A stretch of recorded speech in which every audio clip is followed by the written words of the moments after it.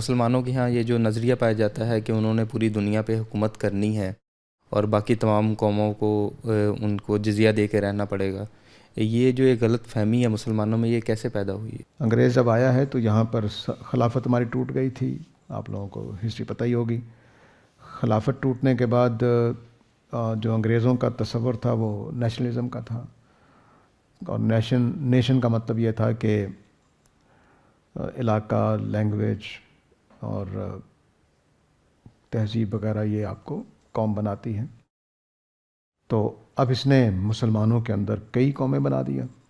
پاکستان، اردو، پنجابی، دو قومی نظریہ جو آپ کا انگریزوں کے خلاف محمد علی جناح نے استعمال کیا، وہ بھی اسی فلسفی سے اٹھا ہوا تھا کہ قوم قوم ہوتی ہے، اس کو الگ سے وطن ملنا چاہیے۔ تو انگریزوں کا اس وقت یہ تھا کہ نیشن ہونی چاہیے، نیشنز، ٹھیک ہے۔ تو اب وہ نیشن کا جب یہ تصور دیا تو اس میں مسلمان امت پارا پارا ہو گئی۔ اس زمانے میں جمال الدین افغانی اٹھے تو انہوں نے پین اسلامزم کا نعرہ دیا تھا۔ پین اسلامزم کا مطلب ہے کہ ساری مسلمان امت اکٹھی ہو جائے۔ اس کے بعد یہ وہی دور ہے جب مارکس کا جو نظریہ تھا وہ دو جگہوں پر اس نے سیاسی کامیابی حاصل کی، ایک روس میں اور ایک جرمنی کے ایک حصے میں۔ ادھر جو مسلمان تھے ان کے لیے یہ ایک نادر تجربہ تھا یا نادر بات تھی نبی کریم صلی اللہ علیہ وسلم کے بہت بعد کہ کسی نظریے پر بھی حکومت قائم ہو سکتی ہے۔ نبی کریم صلی اللہ علیہ وسلم کی حکومت نظریے پر قائم ہوئی تھی، اور اب تو اقبال نے اس کو دیکھیں کس طرح سے بیان کیا کہ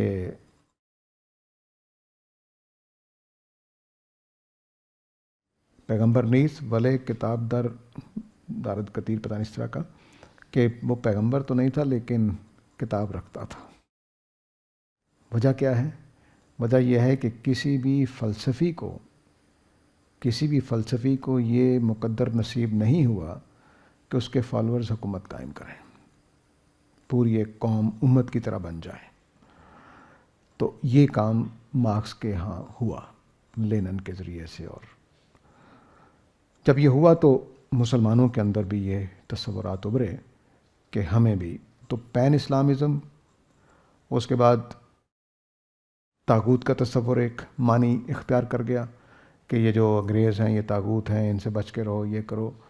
تو اب حکومت کس کی ماننی ہے، کس کا حکم ماننا چاہیے، یہ ہماری پرانی ٹریڈیشن میں وہ حضرت علی کے زمانے سے ایک بات چلی آ رہی تھی کہ ان الحکم الا للہ، حکومت کا حق صرف اللہ کا ہے، فیصلے کا حق، وہ ساری چیزیں مل ملا کے ایک تصور وجود میں آیا کہ پوری دنیا میں اللہ کا قانون نافذ ہونا چاہیے، ٹھیک ہے۔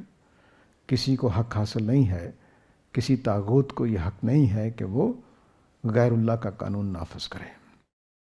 یہ وہ تصور تھا۔ اگر آپ نے پاکستان میں ایجوکیشن حاصل کی ہے تو ہمارے ایک مضمون ہوتا تھا مطالعہ پاکستان، تو اس کا پہلا چیپٹر جو ہوتا تھا وہ حاکمیت اعلیٰ کا تصور تھا۔ اگر آپ پڑھتے رہے ہیں تو وہ حاکمیت اعلیٰ کا تصور بھی یہی تصور ہے کہ حاکم صرف اللہ تعالیٰ ہے، پوری دنیا میں صرف اللہ کی حکومت قائم ہونی چاہیے۔ نظریہ بہت اچھا ہے لیکن یہ نظریہ ہے بس، قرآن مجید نے ایسا کوئی تصور نہیں دیا۔ قرآن مجید کے مطابق تو یہود و نصارہ نے سب نے رہنا ہے، اور جہاد بھی ہوتے رہنے ہیں اور سب کچھ ہوتے رہنا ہے۔